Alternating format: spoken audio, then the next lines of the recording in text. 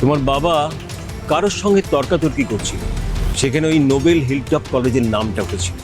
আমি এবার আসি কম্পাস, তুমি কিন্তু সাবধানে থেকো। তোমার বাবার যারা ক্ষতি করেছে তারা যদি জানতে পারে যে তুমি তার মেয়ে এবং তোমার মা এখনো জীবিত, তারা কিন্তু তোমাদের উপর অ্যাটাক করতে পারে। এসব লোকেরা নিজেদের পাপ ঢাকতে যে কোনো স্টেপ নিতে পারে, এটা কিন্তু ভুলো না। ভুলবো না কাকু, কিচ্ছু ভুলবো না। অসংখ্য ধন্যবাদ আপনাকে।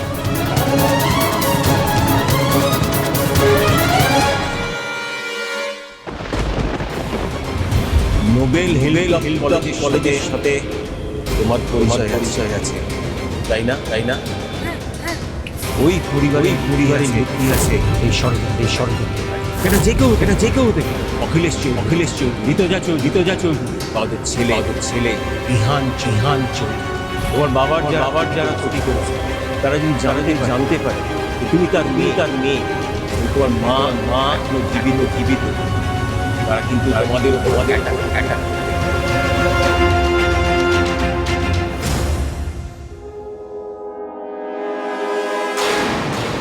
Stop the car!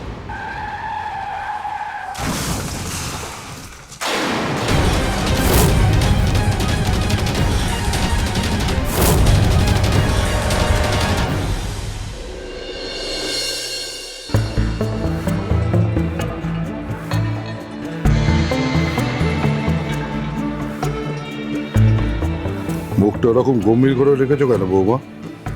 সবসময় মানুষের সব ইচ্ছে পূরণ হয় না। একমাত্র মেয়ের বিয়ে ধুমধাম করে দেবার ইচ্ছে ছিল জানি,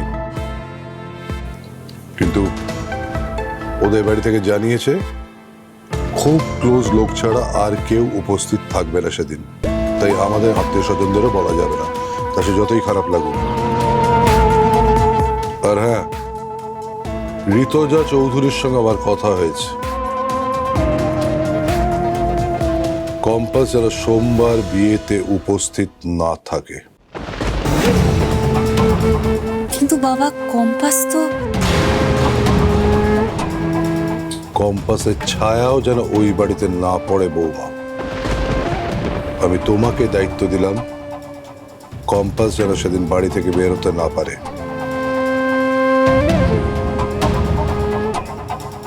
তোমার মুখটা দেখে তো অন্যের মনে সন্দেহ হয়ে যাবে বৌমা। কত ভালো পরিবারে মেয়ের বিয়ে হচ্ছে, একটু হাসো, আনন্দ করো। শপিং টপিং করতে হবে তো, সময় তো নেই হাতে, যাও বেরিয়ে। আসলে বাবা, যা হচ্ছে সব ভালোই হচ্ছে, এ কথাটা না কিছুতেই মনকে বোঝাতে পারছি না। আমি জানি বাবা, আপনি আমার কথা শুনে হয়তো অসন্তুষ্টই হচ্ছে, কিন্তু কি বলুন তো, কম্পাসের মা যবে থেকে হসপিটালে ভর্তি হয়েছে, আমি তো ওকে মানুষ করেছি। তাই না চাইতেও ওর ভালো মন্দের কথাটা না আমার মাথায় আসেই। তাহলে চেষ্টা করে নিজের মন থেকে সেই ভাবনাটাকে দূর করো বৌমা। তোমার নিজের মেয়ের থেকে কম্পাস নিশ্চয়ই বেশি আপন নয়। নিজের মেয়ের ভালো চাইলে সেটা আমার নিজের মেয়ের ভালো চেয়ে এসেছি বলেই তো এত বছর ধরে এত অন্যায়কে প্রশ্রয় দিয়ে এলাম। কিন্তু কি বলুন তো,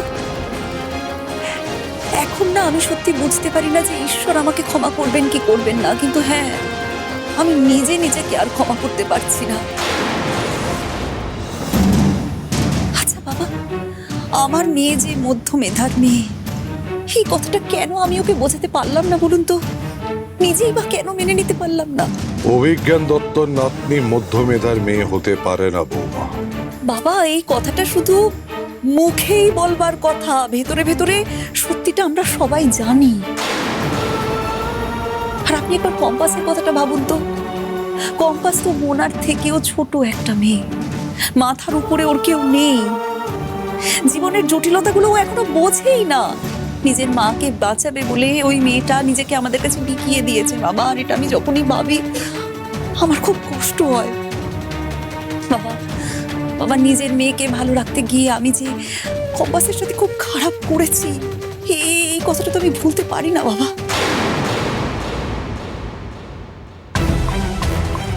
কম্পাস, কম্পাস কম্পাস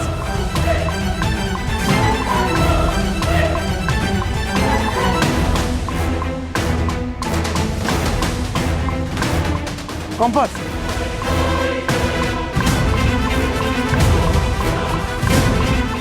কম্পাস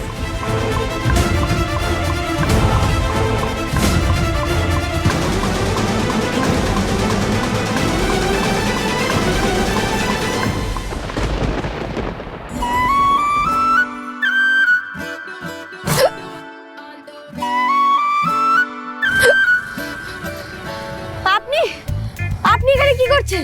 প্রশ্নটা তো আমার তোমাকে করার কথা। রাস্তা দিয়ে কিভাবে হাঁটছিলে? আমার গাড়ি পেয়েছিলে মরার জন্য?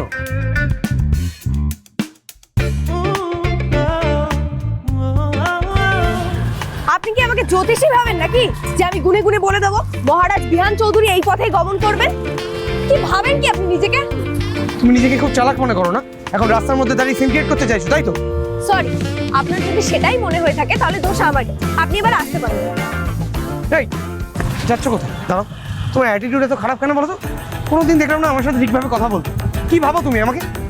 আমি ভাবি, আপনারা ভাবেন আমাদের মতো গরিব খেটে খাওয়া লোকজনদের আপনারা খারাপ ভাবেন, নিচু নজরে দেখেন। সেই জন্য না আমারও আপনাদের মতো বড় লোকদের একদম সহ্য হয় না, বুঝতে পেরেছেন? আর তাছাড়া সব গরিবের সহ্য করার ক্ষমতা তো আর সমান হয় না, আমার ওটা একটু কম। আপনার গাড়ির সামনে পড়ার জন্য, আপনাকে ডিস্টার্ব করার জন্য আপনাকে তো সরি বলেছি। এবার আমি যাই তাহলে।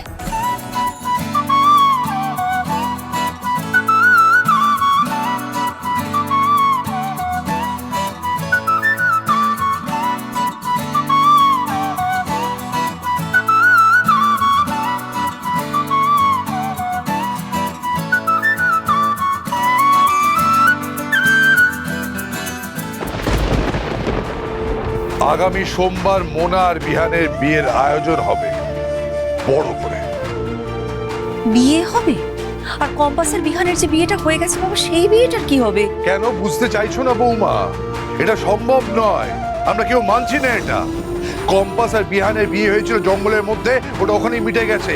ওই বিয়েটার কোনো অস্তিত্ব নেই।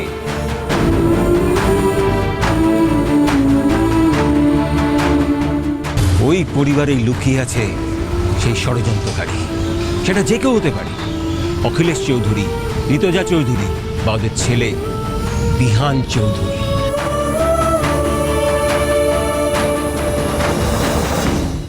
বাবা,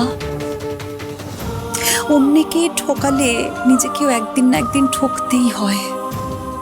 অন্য কাউকে ঠকিয়ে না কেউ আজ পর্যন্ত সুখী হয়নি। নিজের মেয়ে সম্বন্ধে এসব কথা বলতে তোমার খারাপ লাগছে না বৌমা?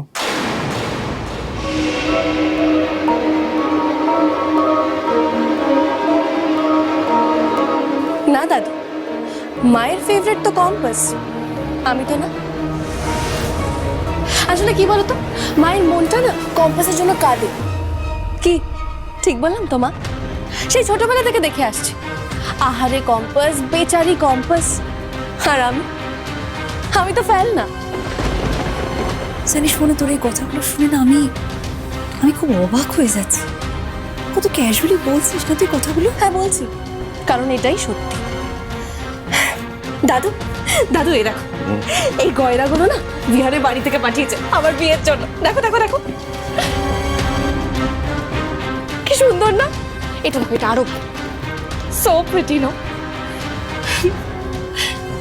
তুমি খুশি তো? খুব খুশি দাদু, আই এম সো হ্যাপি। আমি তো ভাবতেই পারছি না যে আর দুদিন বাদে আমার আর বিহারের বিয়ে। I am so thrilled. Thank you so much দাদু, thank you thank you thank you thank you.